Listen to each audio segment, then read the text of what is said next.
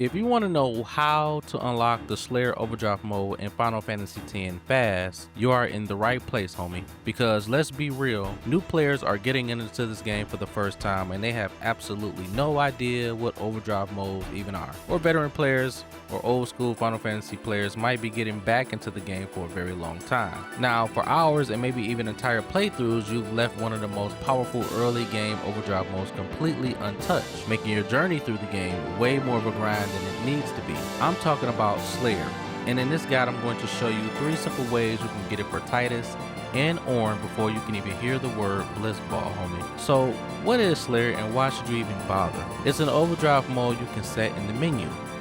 Once it's active, that character's overdrive gauge fills up by a fixed 20% every single time they defeat an enemy. For clearing out groups of monsters and just general grinding, Slayer is an absolute beast. It means more overdrives more often, which just makes the whole early to mid game way smoother. But you don't have to wait for it to happen naturally, homie. With a few smart strategies here, you can gain a few hours to your advantage. Let's jump into the first trick real quick, which you can do in the game's opening moments.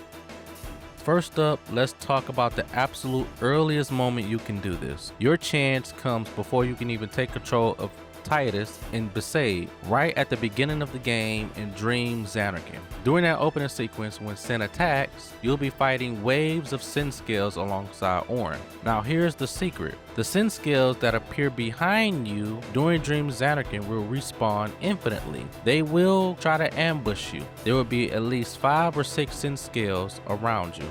You want to attack the ones behind you. Now, the strategy is to keep destroying them. Ornn needs to defeat 80 enemies to unlock Slayer, and Titus needs 100. You can start chipping away at Ornn's number here for a quick head start, homie. Now, Titus can absolutely learn Slayer here as well. If you want the ultimate advantage, you can sit in this battle and feed all 100 kills to Titus.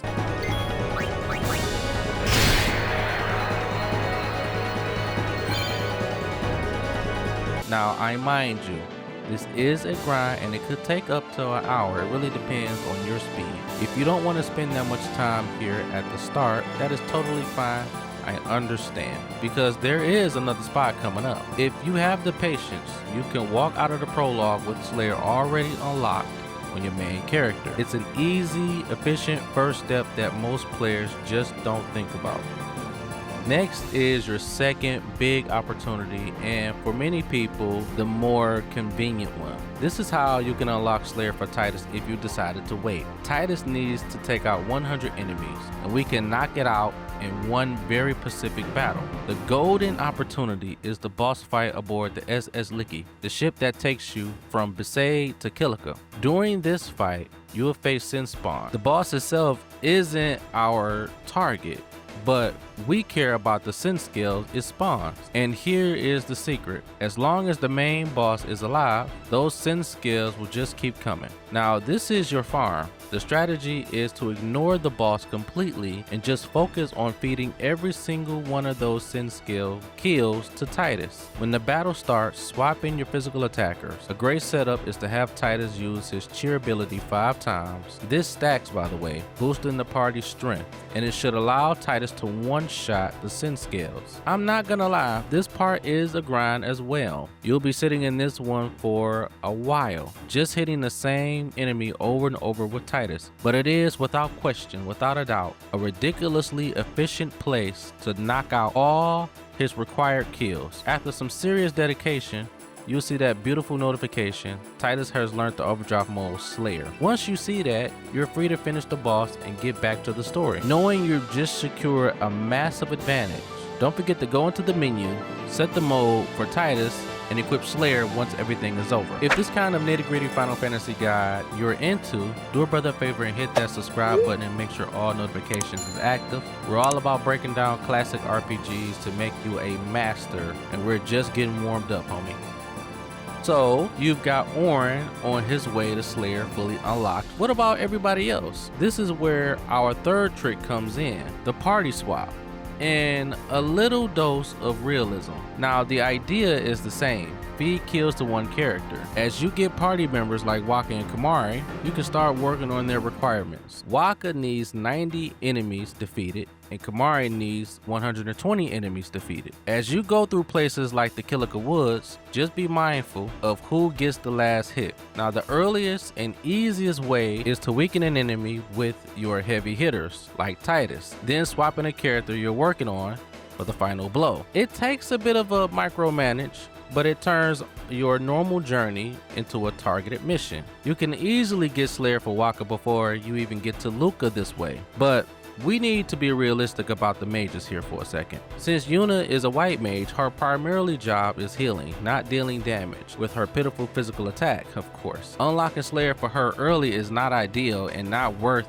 the momental effort. It's best to save that for much later in the game. And remember this crucial tip: kills from Yuna's Aeons do not, and I repeat, do not count towards her learning Slayer. Yuna herself has to land a finishing blow. Now for Lulu, you know what I'm saying, who needs 130 kills, you can actually work on this much more effectively. Forget her physical attacks and lean into her strength, her black magic elemental magic. Can't this wait till later? Find a spot near the save sphere, get into an encounter, and have Lulu explore an enemy's elemental weakness. This deals a 1.5 times multiplier and makes her a much more efficient destroyer. When you run low on MP, just use a save sphere to restore it and get back into the grind. Do this and she'll eventually unlock Slayer in no time. For the early game, however, it is best to just focus on Titus, Auron, and Waka to get the fastest advantage. Now remember, you can only use Auron when you get him after events of the Blitzball tournament. But when you're in Kilika, you can focus on Titus if you haven't got it on the SS Liki. You can focus on Waka when you are in Kilika. You can also focus on Kimahri, since he's also your physical attacker if you're planning on using Kimahri in your playthrough. And there you have it, 3 focus strategies to give yourself a massive upper hand in Final Fantasy X. Now let's do a quick recap just for a second. First, you use the infinite sin skills in Dream Zanarkand to either give Auron a head start or go all in and unlock Slayer for Titus right then and there. Second, if you chose to wait, you can use the infinite enemy farm during the SS Liki boss fight to get the job done for Titus. And third, use your party swap method during normal gameplay to feed kills to characters like Waka. Now by doing this, you have this incredible overdrive mode on your key physical attackers hours ahead of schedule. You'll be unleashing more overdrives, clearing battles faster, and just having a much better time on your pilgrimage through the game.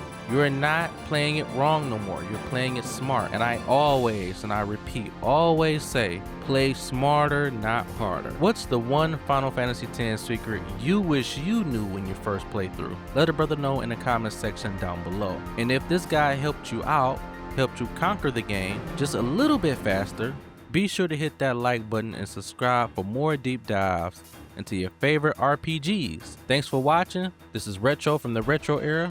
Peace out. Happy gaming.